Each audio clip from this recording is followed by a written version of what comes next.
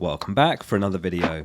It's time for the preview ahead of Gameweek 7. In this series we cover all the key information you need every game week to arrive at better decisions. This includes the goal scorer odds, clean sheet odds, transfer trends, captaincy poll and more.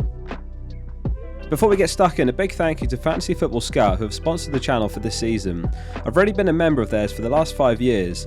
After stumbling on all the features in the members area, it completely changed the way I play the game.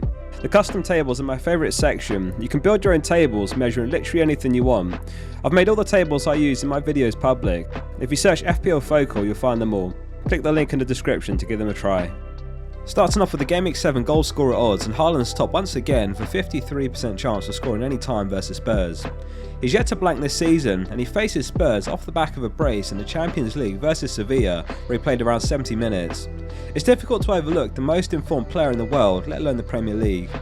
Salah's second with 45% chance, and despite a disappointing blank against Everton, he's still a good option for captaincy home to Wolves this weekend.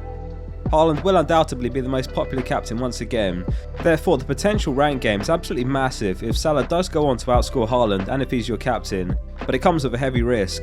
At the end of the video we will look at the captaincy poll results. Jesus has a 42.5% chance of scoring, facing Everton at home, a very reasonable option for captaincy too, with the odds barely worse than Salah's.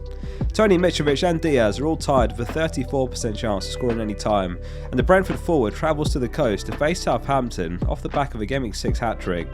Mitrovic will face Chelsea for their first match in the post-Tuchel era. Onto the clean sheet odds, and Liverpool and Arsenal are joint top with a 51.5% chance this week against Wolves and Everton respectively. Wolves have scored the joint fewest goals this season with 3, and Everton have only scored 1 more. City and Brighton have been given a 42% chance of a clean sheet. If Potter does indeed succeed Tuchel, then you can't help but wonder what effect this will have on Brighton. Regardless, the Brighton assets are a definite sell from Gameweek 8 following the news that their away fixture versus Palace has been postponed, and then beyond that they face Liverpool and Tottenham in Gameweek 9 and 10. You also wonder if the reverse is applicable to Chelsea. After a poor start to the season, you'd hope for a new manager bounce, and besides Liverpool and Gameweek 8, Chelsea have some of the best upcoming games. West Ham have a 27.5% chance, and Emerson's one to have on your radar. He played the 90 last match and only 4 mil. West Ham another side with turning fixtures, with Newcastle next, followed by Everton, Wolves, Fulham and Southampton. Bournemouth are another side with good fixtures ahead, Brighton home this week where they've been given a 21.5% chance. Though in defence there's no one that leaps out, it's perhaps just Solanke and the mids worth monitoring. Rock bottom this game is Wolves with a 9.5% chance, followed by Tottenham with a 10.5% chance against City. Onto the predicted points courtesy of FPL Review, and Salah tops the projections this week. It was a poor showing by Liverpool in the Champions League. One moment that leapt out at me was a perfect chip ball played by Trent to put Salah 1-on-1. Last season you'd expect Salah to take the touch and shoot, but he completely missed the touch. Diaz looked livelier and he played the 90, whereas Salah came off after 61. Seems to be off his game right now, as are Liverpool. Thiago did make the bench and then came on later, and it'd be a big boost once he's back into the starting 11, perhaps this weekend. Haaland's second with 6.7 predicted points against Spurs.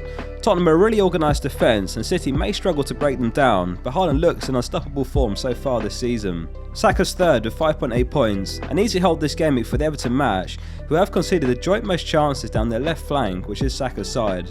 Jesus and Martinelli also make the top 10 projections, and we're just hearing that Pickford's out for 3 to 4 weeks, so is Begovic likely to deputise in goal, which only adds to Arsenal's chances of scoring realistically. Sterling could be an interesting one to consider if you're looking at wildcarding over the international break. Chelsea have some of the best fixtures thereafter, and this game week has 5 predicted points against Fulham. Onto the most transfer players, and Rashford's top with just under 800,000 transfers in ahead of Gameweek 7. After 2 goals and an assist in Gameweek 6, he's now the second top scoring midfielder in the game with 40 points, with Crystal Palace and Leeds next. He perhaps won't get the same chances he got against Arsenal, who do play a high line and they left some spaces for his pace to exploit, but for 6.5 mil he's a great pick. If not now then Gameweek 8, especially if you need to shift on your Brighton or Palace midfielders. Trippier's another top pick worth hopping on. He's the second top scoring defender after Cancelo with 30 points and great fixtures ahead. McAllister's been brought in by almost 400,000 managers, but due to the Gameweek 8 fixtures being postponed, all Brighton assets should be avoided, as should any Palace assets. Right now for 1 mil less, Rashford makes much more sense over Antony, though he got on the score sheet on his debut and 350,000 managers have picked him up already. Mitrovic is well on his way to becoming the template forward alongside Haaland and Jesus after 6 goals in 6 game weeks. On to the most transferred out players, and it's Rodrigo top again, and it looks like he may not be back until after the international break, so it's a definite sell. Salah's been sold by just over 400,000 managers. We saw him top of the predicted points, and although Liverpool haven't been at their best, this doesn't look like the week to be selling him. Alexander-Arnold and Diaz in the same boat ahead of Wolves at home. Mendy's dropped in price to 4.9 mil now, and he could be one to consider with the turn in fixtures as discussed and possible new manager bounce. We know what Chelsea are capable of, and if they do turn it around, there'll be incredible value there. Walker could miss the next couple of game weeks, so he's also a certain sell. Trippier the standout replacement. Greenwood's by far the most owned budget forward, and he's dropped to 4.4 mil now, and no surprise to see him in the top 10, with the template appearing to shift to a front three. We'll finish the preview as always with the captain poll results. Thanks to everyone who voted on the poll on the Discord. If you'd like to join, the link's in the description. The results are in the are as follows. It's Haaland top again this game with 60.5% of your vote, second Salah on 21.6%.